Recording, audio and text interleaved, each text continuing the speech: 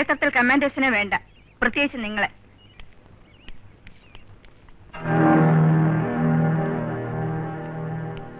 Maria Singh, I want to talk to U.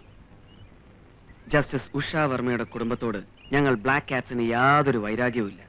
പക്ഷെ വൈരാഗ്യമുള്ള ചിലരുണ്ട് ഡൽഹിയിലും ശ്രീനഗറിലും. അങ്ങനെയൊന്നുമില്ല.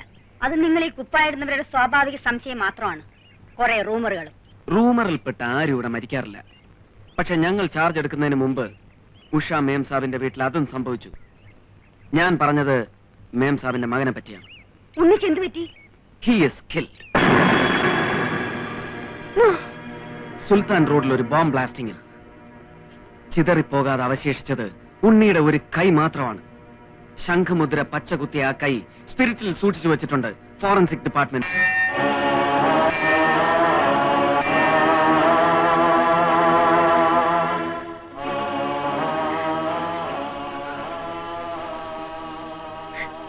മേംസാബിന്റെയും മകളുടെയും ജീവൻ ഇപ്പോഴും ഗൺ പോയിന്റിലാണ്.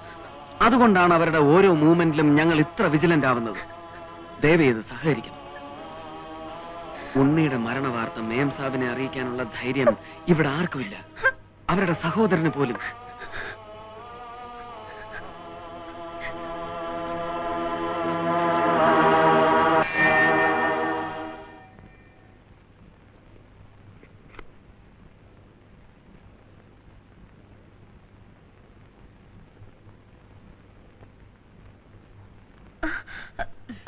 നിറച്ചു പൊടിയാണ് ആന്റി.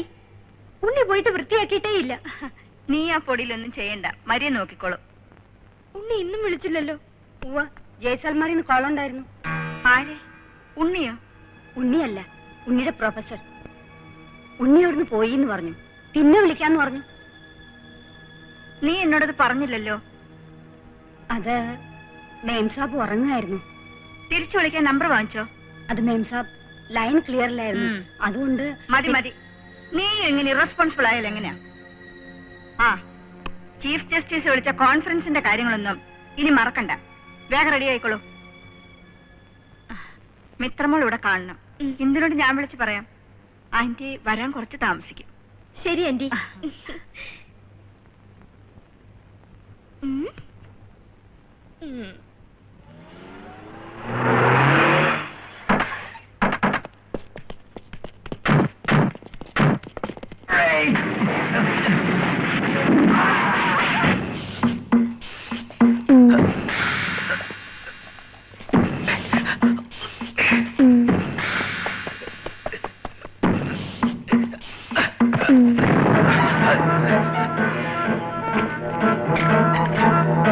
Come on, fast!